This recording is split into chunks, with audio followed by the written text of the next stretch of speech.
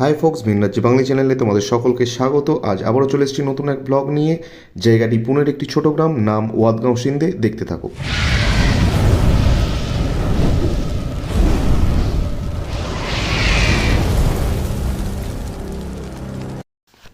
আমাদের জার্নি ইতিমধ্যেই শুরু হয়ে গেছে। আমরা বেরিয়ে পড়েছি। আজকে বেরোনোর কোনো প্ল্যানই ছিল না। সৌম্যদা খুব আর্লি মর্নিংয়ে ফোন করে বলছে কি চ ভাই, আজ মনটা ভালো নেই, একটু ঘুরে আসি। তো সৌম্যদার রিকোয়েস্ট রাখার জন্যই আমি বেরোলাম। আমি বাইকটা চালাচ্ছি আর সৌম্যদা পিছন থেকে ভিডিওটা করছে। প্রচণ্ড হাওয়া দিচ্ছে, তাই ক্যামেরাটা স্টেবল থাকছে না, নড়ে যাচ্ছে।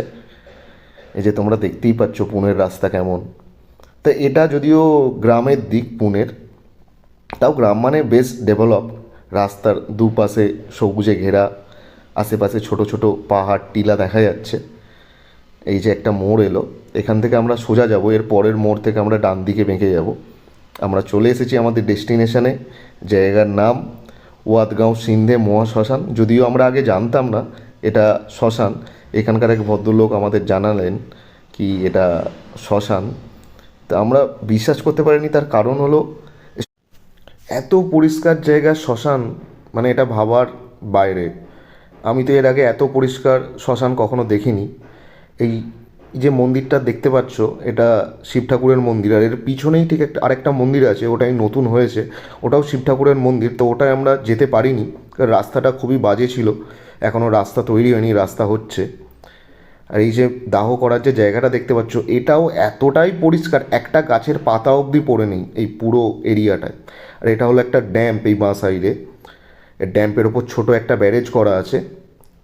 আর এই ব্যারেজের এখান থেকেই দমকল লাগিয়ে আর কি এই এলাকার চাষবাস হয়। এখানে বেশ ভালোই চাষবাস হয়, জোয়ার, বাজরা, ভুট্টা, গবাদি পশুর জন্য যে সমস্ত দানার চাষ আবাদ হয় সেই সব দানাও চাষ হয়। এই যে মন্দির শিব ঠাকুরের সামনে একটা কচ্ছপ রাখা আছে, এটা আমি আগে কখনো মন্দিরে দেখিনি, কেন রাখা আছে বা কী বৃত্তান্ত। তো মন্দিরের দরজা এখন বন্ধ। মন্দিরের গেট খোলার সময় বিকাল 4টে, আমরা দুপুরবেলা গিয়েছি। একটা জনপ্রাণীও নেই কেউ। কয়েকটা ইয়াং ছেলে ওরা নদীতে নৌকা চালিয়ে ঘোরাফেরা করছে দেখলাম, নিশ্চয়ই কোনো কাজ করছে, আমরা জানি না কি করছে। তবে জায়গাটা দেখে বেশ মনে শান্তি পেল। জায়গাটা একটু পজিটিভ ভাইবস দিচ্ছে আমাদের, একটু না অনেকটাই। বেশ হরিপাল হরিপাল একটা ফিলিংস পেলাম এখানটা। এই জায়গাটা অনেকটা ভাড়ামালপুর, তারকেশ্বরতে একটা ভাড়ামালপুর বলে জায়গা আছে, আমি ওখানে গেছি, আমার দাদার মামার বাড়ির ওখানে।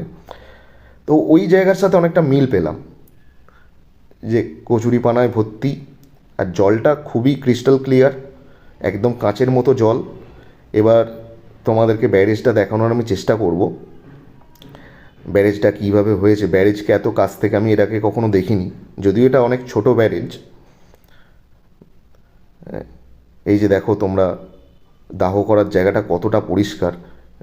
জিজ্ঞাসা করে জানতে পারলাম কি এখানে মাসে অন্তত একটা দুটো দাহ হয়েই থাকে। এই যে দমকলগুলো লাগানো আছে, এগুলো যে যার জমিতে চলে যাচ্ছে জল। এই সৌম্যদা আসছে, সৌম্যদাকে জিজ্ঞাসা করলাম কি কেমন লাগছে। সৌম্যদা বলছে কি অসাধারণ লাগছে ভাই, মনটা ভরে গেল জায়গাটায় এসে। আমরা আবার দ্বিতীয়বার আসবো খুব তাড়াতাড়ি ঘুরতে। কত পরিষ্কার, ওই যে দূরে পাহাড় দেখা যাচ্ছে। সত্যি জায়গাটা এলে মনটা একদম ভরে যায়। তো যারা পুনেতে আছো তারা অবশ্যই এই জায়গাটা একবার ঘুরতে এসো, তোমাদের ভালো লাগবে। খুবই গ্রামের রাস্তা, তবে রাস্তা খুবই ভালো। এই যে ব্যারেজের এখানটা দেখো, জলগুলো আটকানো আছে, অল্প জল বেরিয়ে যাচ্ছে, কচুরিপানায় ভর্তি হয়ে আছে, পরিষ্কারের কাজও চলছে। আর ব্যারেজের ওই দিকটা এত সুন্দর জায়গা না, ওটা পিকনিক স্পট হিসাবে খুব ভালোভাবে ইউজ করা যায়। কিন্তু আমার মনে হয় না এখানে কোনো পিকনিক টিকনিক হয়, কারণ এখানকার লোকেরা শুধু টাকা রোজগারেই ব্যস্ত থাকে। তো যাই হোক, পরের ভিডিওয়ে দেখা।